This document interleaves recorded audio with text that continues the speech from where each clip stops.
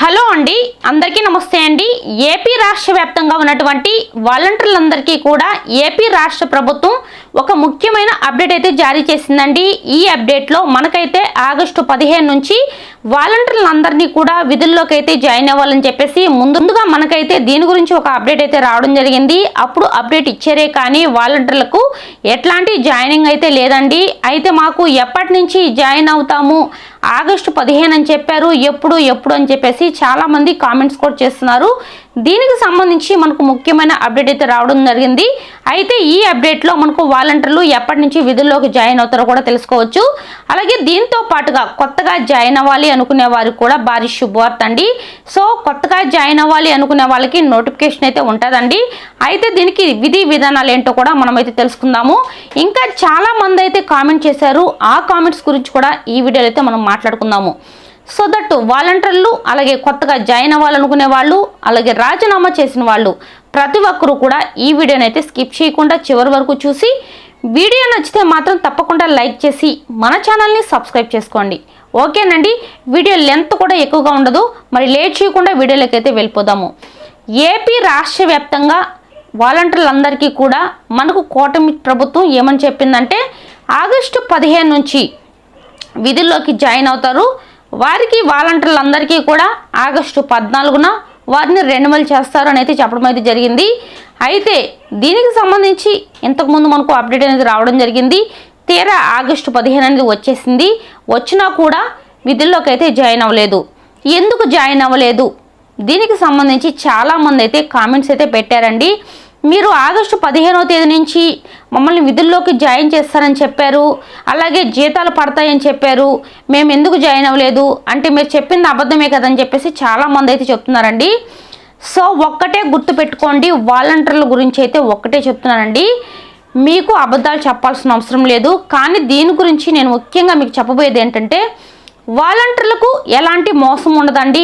వాలంటీర్లు అందరూ కూడా కొనసాగుతారు, ఖచ్చితంగా కొనసాగుతారు. అయితే ఆగస్టు 15 అన్నారు, ఎందుకు కొనసాగలేదు అని చూసుకున్నట్లయితే సో 10,000 రూపాయలు అనేది మీకు శాలరీ అయితే ఇస్తా అన్నారు. అలాగే దీంతో పాటుగా మీకు ఉద్యోగ భద్రతను, అంటే మనకు ఈ ప్రభుత్వంలో కూటమి ప్రభుత్వంలో కాకపోయినా నెక్స్ట్ ఎవరు వచ్చినా ఆ తర్వాత ఎవరు వచ్చినా కూడా మీ ఉద్యోగాలు అనేటివి తీయకుండా ఉండడానికి మీకు ఉద్యోగ భద్రతను కల్పించి మీకు మంచి ఉద్యోగాలు అనేసి అంటే మీ స్కిల్ను బట్టి కూడా ఉద్యోగాలు ఇవ్వాలని చెప్పేసి ప్రభుత్వం అయితే గట్టి నిర్ణయం అయితే తీసుకుంటుందండి. అందుకే మనకు కొంచెం లేట్ అవుతుంది. అంతేకాని ఇంకా దీనికంటే కూడా మీకు ఇంకా ఎలాంటి ప్రాబ్లం లేదండి. మా ఉద్యోగాలు ఉంటాయా ఉండవా అని చెప్పేసి అయితే అడుగుతూ ఉన్నారు. మీ ఉద్యోగాలు ఎక్కడికి పోవు. అలాగే చాలామందికి చెప్పబోయే విషయం ఏంటంటే మాకు శాలరీలు పడటం లేదు, ఎప్పుడు పడతాయి అంటున్నారు. మీకు ప్రజెంట్ అయితే మీరు ఉద్యోగాల్లో ఉన్నట్టేనండి, మిమ్మల్ని అయితే తీయలేదు. సో మీరు ఇప్పుడు చేసినా చెయ్యకపోయినా మీ శాలరీ మీకు పడుతుంది. ప్రజెంట్ 5,000 రూపాయలు అనేది పడుతుందండి. మీరు విధుల్లోకి జాయిన్ అయిన తర్వాత మీకు 10,000 రూపాయలు అనేది ఇస్తారు. ఆల్రెడీ వాలంటీర్లకు అందరికీ కూడా హట్నన్స్ కూడా వేస్తూ ఉన్నారండి. శాలరీ అనేది ఒక్కరికే కాదండి, ఎవ్వరికి కూడా పడలేదు. సో అందరికీ పడుతుంది. ఈ నెల 27వ తారీఖున క్యాబినెట్ మీటింగ్ అనేది జరుగుతుందండి. ఆ మీటింగ్లో కంపల్సరిగా వాలంటీర్ టాపిక్కే ఖచ్చితంగా ఉంటుంది. ఆ రోజున ఖచ్చితంగా తెలిసిపోద్దండి. మీరు ఇదే కదా లాస్ట్ టైం కూడా చెప్పారు 7వ తేదీ క్యాబినెట్ మీటింగ్ అని చెప్పేసి, ఆ రోజు కూడా ఏమీ చెప్పలేదన్నారు. సో దీనికి సంబంధించి మంత్రులు చెప్పే మాట ఏంటంటే వాలంటీర్లకు ఉద్యోగ భద్రతను కల్పిస్తాము, వాలంటీర్లను తీసేస్తామని ఎక్కడా కూడా చెప్పలేదు, వాలంటీర్లను కొనసాగిస్తామని చెప్పేసి మంత్రులు కూడా చెప్పడం అయితే జరుగుతుంది. కాబట్టి సో ఎక్కడా కూడా వాలంటీర్లను తీసేస్తాము, వాలంటీర్ ఉద్యోగాలే ఉండవు అనేది చెప్పడం లేదు. వాలంటీర్లకి పేరైతే మారుస్తున్నారు. అంటే ఇప్పుడు మనకు వాలంటీర్లు అయితే గత ప్రభుత్వంలో వాలంటీర్లు అని చెప్పేసి మనకు వైసీపీ ప్రభుత్వం అయితే పెట్టడం జరిగింది. కాబట్టి ఈ వాలంటీర్లకు మనకు మేనిఫెస్టోలో భాగంగా సోలక ముందు మనకు చంద్రబాబు నాయుడు గారు మాట అయితే ఇచ్చారు, వాలంటీర్లందరినీ కూడా కొనసాగిస్తామని చెప్పారు.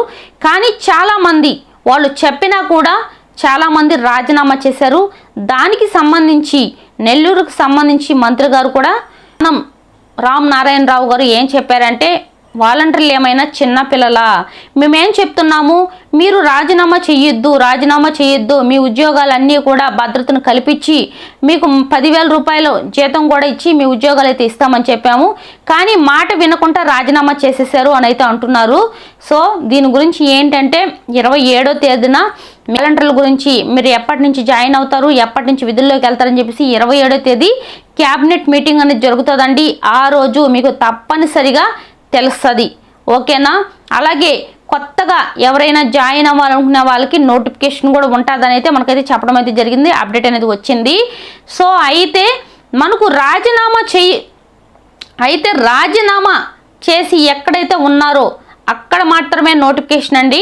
రాజీనామా చేయకుండా ఉన్న దగ్గర నోటిఫికేషన్ అనేది లేదండి. రాజీనామా ఎవరైతే చేశారో, ఏ గ్రామాల్లో ఏ మండలాల్లో చేస్తున్నారో అక్కడ మాత్రం నోటిఫికేషన్ అనేది ఉంటుంది. గత ప్రభుత్వం సో ఇంతకుముందు రాజీనామా చేసిన వాళ్ళు కూడా అప్లై అయితే చేసుకోవచ్చు.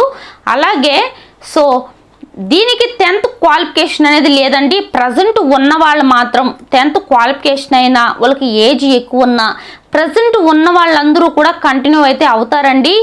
సో ప్రజెంట్ ఉన్న వాళ్ళు మేము 10th క్లాసు, అలాగే మాకు ఏజ్ ఎక్కువగా ఉంది, మేము ఉంటామో ఉండమని చెప్పేసి తర్వాత అయితే కామెంట్స్ అయితే చెయ్యొద్దు.